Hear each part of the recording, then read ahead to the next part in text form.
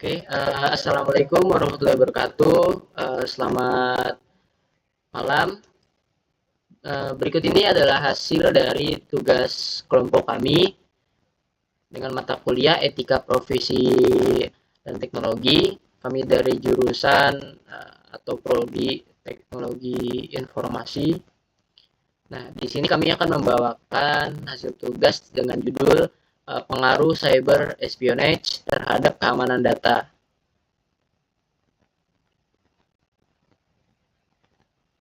Oke, sebelum itu perkenalkan anggota kelompok kami. Yang pertama ada Ahya Ansori dengan NIM 1720717117.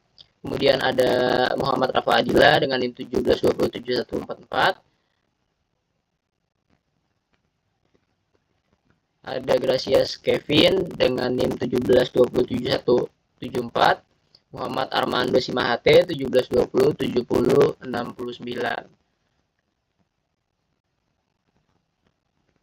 Oke, pertama saya akan menjelaskan di bab pertama ya, pendahuluan.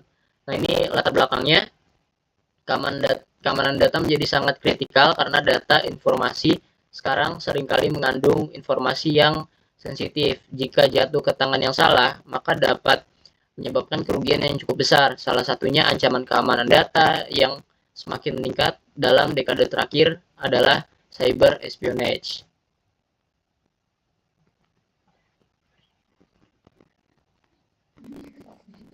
Oke, menurut Trianto pada tahun 2022, cyber espionage berasal dari kata cyber dan espionage.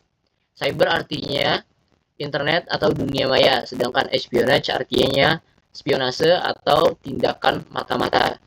Sehingga cyber espionage adalah tindakan pidana mata-mata terhadap data elektronik atau kejahatan yang memanfaatkan jaringan internet untuk melakukan kegiatan mata-mata terhadap pihak lain dengan memasuki sistem jaringan komputer.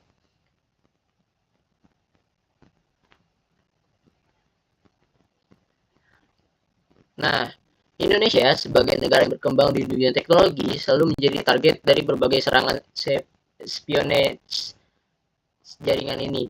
Kejadian-kejadian itu tidak hanya menimbulkan kerugian ekonomi, tetapi kadang dapat mengganggu kedaulatan negara. Nah, menyikapi hal ini sangat penting untuk memahami bagaimana cyber espionage dapat mempengaruhi keamanan data dan apa saja langkah-langkah yang bisa diambil untuk mengurangi resiko yang terkait dengan praktek ini.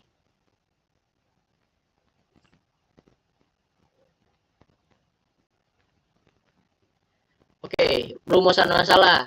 Apa itu cyber espionage dan bagaimana cara kerjanya? Bagaimana cyber espionage dapat mempengaruhi keamanan data di Indonesia?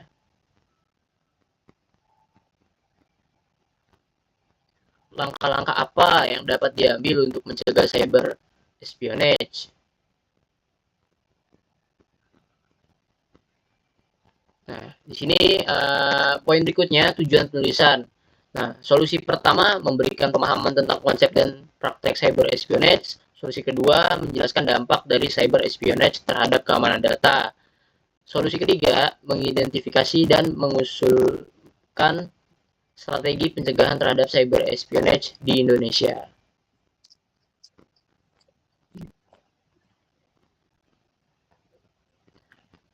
Nah, poin berikutnya manfaat penulisan. Makalah ini bermanfaat dalam meningkatkan kesadaran masyarakat tentang risiko dan dampak dari cyber espionage. Sekaligus dapat menjadi referensi berguna bagi pembaca untuk memperkuat pengetahuan teoritis dan praktik dalam strategi keamanan. Baik, selanjutnya bab kedua landasan teori akan disampaikan oleh Mas Nando. Silakan Mas Nando, waktu dan tempat dipersilakan. Masih di mute Mas Nando, mohon maaf.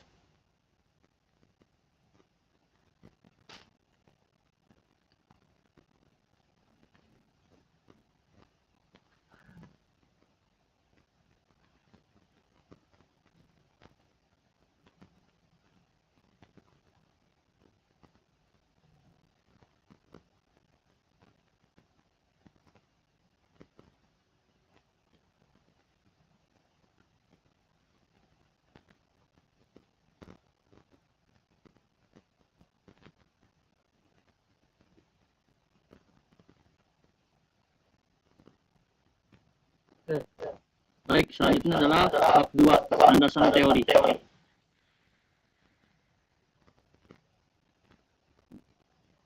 selanjutnya konsep dasar cyber espionage.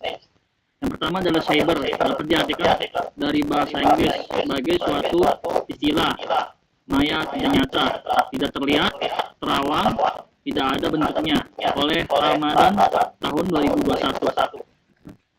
Sedangkan spionase dalam arti yang dapat lebih spesifik dan terbatas adalah pengumpulan informasi manusia menurut Ramadan tahun 2021. Oke, selanjutnya cybercrime. Cybercrime adalah salah satu bencana atau serangan jaringan atau maya yang dapat terjadi pada organisasi atau negara menurut Maslow dan Salsabila tahun 2021.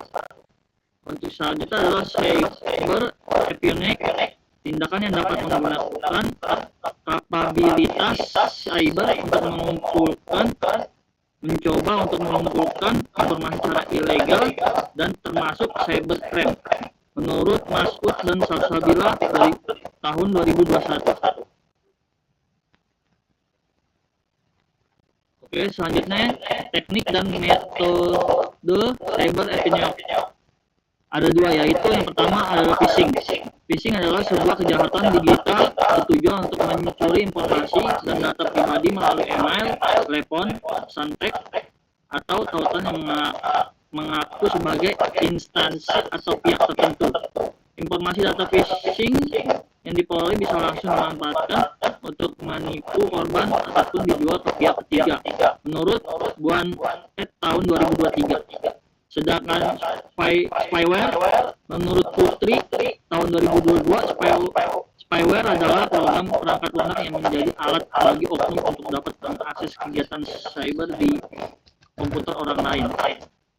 Spyware dapat melakukan perekaman pada aktivitas cyber dari user komputer tersebut seperti COPS and juga registry. Kemudian informasi yang dapat telah direkam dan dia dapatkan ini dapat diperjualbelikan pada pihak ketiga.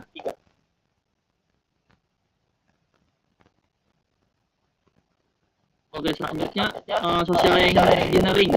Social engineering atau social hacking adalah teknik peretasan pada target manusia dengan memanipulasi emosi, pikiran, dan psikologinya agar mereka membocorkan informasi penting secara sukarela sehingga mendapatkan informasi rahasia demi tujuan meretas sistem dan jaringan, mendapatkan akses tidak sah ke area terlarang, atau membobol keamanan dunia cyber menurut Vijendrawinata tahun 2022.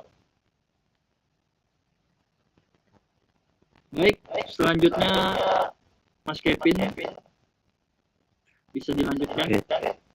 Oke, terima kasih Mas Rando. Untuk selanjutnya dalam pembahasan akan saya bawakan next Mas Rando.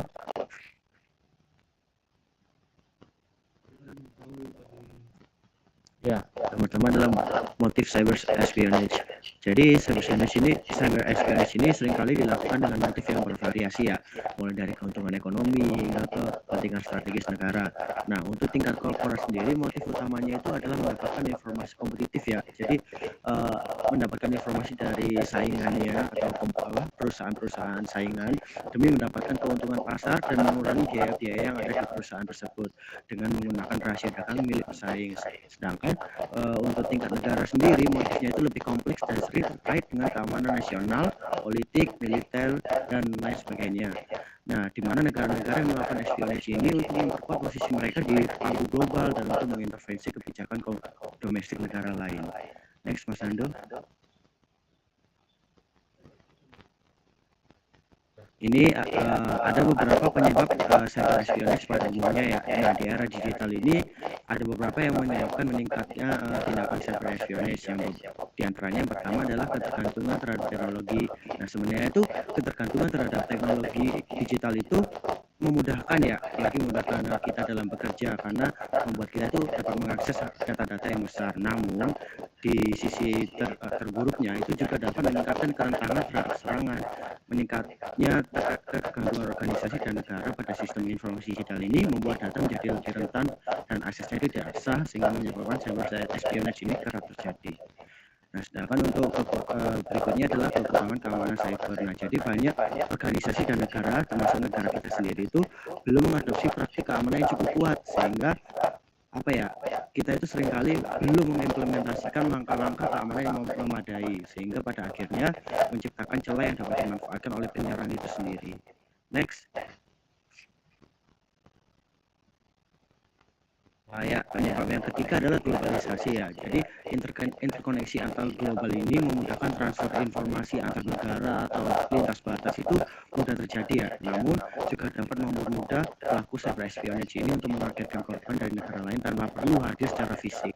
Sedangkan untuk berikutnya adalah perkembangan alat espionage. Jadi teknologi-teknologi yang semakin kesini itu membuat teknologi semakin berkembang lebih pesat ya, sehingga membuat kerentanan penyerangan itu seringkali terjadi, seperti AI atau machine learning yang bisa membuat penyerang itu bisa membuat mereka menjadi lebih pintar untuk menyerang. Next.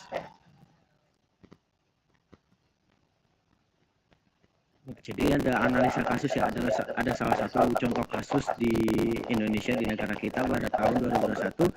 Bank BSI atau Bank Syariah Indonesia itu mengalami insiden keamanan yang cukup signifikan, di mana data pribadi pelanggan diduga telah diretas dan diperjualbelikan di internet. Nah, kasus ini menjadi perhatian serius bahkan sampai ke tingkat-tingkat polisi. Nah, menurut laporan dari kontan.co.id, insiden ini menyerukan tinjauan mendalam terkait keamanan data dan sistem informasi yang diterapkan oleh bank tersebut. Nah, motif utamanya itu di balik serangan ini adalah diperkirakan karena keuntungan ekonomi yang dilakukan oleh penyerang itu membuatnya menjadi alasan utama untuk menyerang secara cyber espionage ini. Next. Nah, ini ada beberapa langkah ya gimana kita bisa mengatasi ancaman cyber espionage. Yang pertama adalah penguatan keamanan teknologi informasi. Nah, penerapan solusi keamanan signifikan seperti firewall yang canggih, anti malware ataupun sistem-sistem yang lainnya itu bisa meminimalisir resiko penetrasi dari luar. Nah, firewall yang diterapkan dari sistem-sistem kita itu seharusnya itu berasal dari generasi-generasi yang paling baru nih, agar bisa mengatasi serangan-serangan yang paling terkini. Karena serangan-serangan semakin kesini itu semakin diperbarui ya. Jadi firewall kita pun juga harus semakin diperbarui. Nah, yang berikutnya adalah pelatihan dan kesadaran karyawan. Jadi mengadakan pelatihan reguler tentang keamanan cyber security secara rutin nih kepada karyawan perusahaan, maupun dengan cara meningkatkan kesadaran akan phishing dan serangan sosial lainnya. Jadi dengan kesadaran atau meleknya teknologi dengan karyawan perusahaan itu membuat perusahaan itu menjadi meminimalisir dari serangan-serangan cyber security tersebut. Next.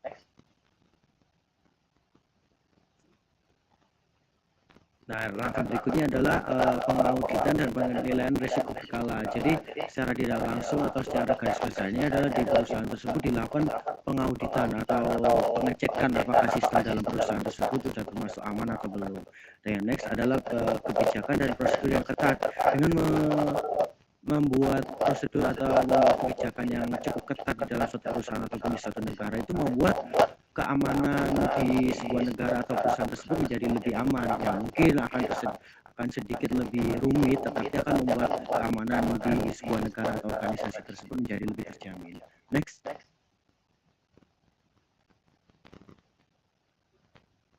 Nah, kerjasama internasional. Jadi secara tidak langsung kita harus, atau negara kita ataupun perusahaan kita itu harus mengikuti standar internasional nih, terutama dalam tingkatan cyber security.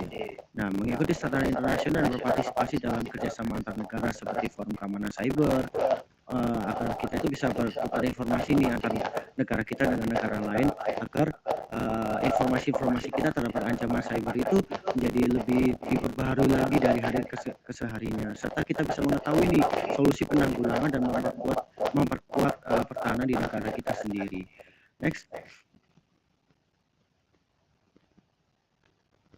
Nah, jadi secara garis besarnya penyelesaian masalahnya itu Penanggulangan cyber espionage ini selalu membutuhkan pendekatan yang komprehensif dan berlapis, melibatkan perbaikan infrastruktur teknologi, peningkatan kesadaran manusia, serta kerjasama yang diperlukan antar organisasi atau antar perusahaan ataupun antar negara.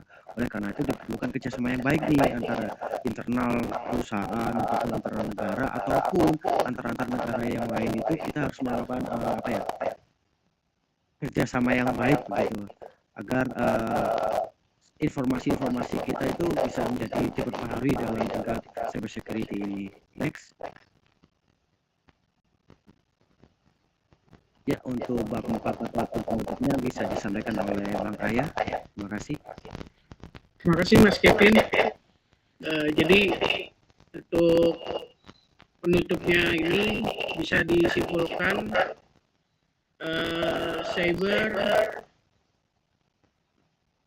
espionage memiliki dampak yang signifikan terhadap keamanan data.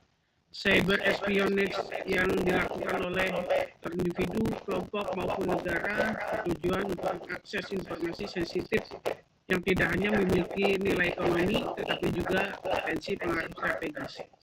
Insiden seperti kasus pada Bank Syariah Indonesia yang tadi telah disampaikan oleh Mas Kevin menunjukkan bahwa lembaga keuangan merupakan sasaran yang empuk dan dampak dari serangan tersebut sangat merugikan baik dari sisi finansial maupun kerusakan reputasi. Jadi untuk saran dari kelompok kami diperlukan peningkatan infrastruktur keamanan yang lebih ketat dan peningkatan kesadaran keamanan di semua level organisasi. Selain itu juga pentingnya untuk melakukan kerjasama antar lembaga dan negara dalam memerangi kejahatan cyber ini. Kebijakan yang proaktif dan adaptasi terhadap perkembangan teknologi keamanan cyber merupakan kunci utama dalam memitigasi risiko yang terkait dengan cyber espionage. Dengan memahami motivasi, teknik, serta melaksanakan strategi pencegahan efektif, insya Allah kita memperkecil peluang terjadinya kebocoran data. Mungkin itu saja dari kelompok kami. Mohon maaf jika ada kesalahan. Akhir kalam, wassalamualaikum warahmatullahi wabarakatuh.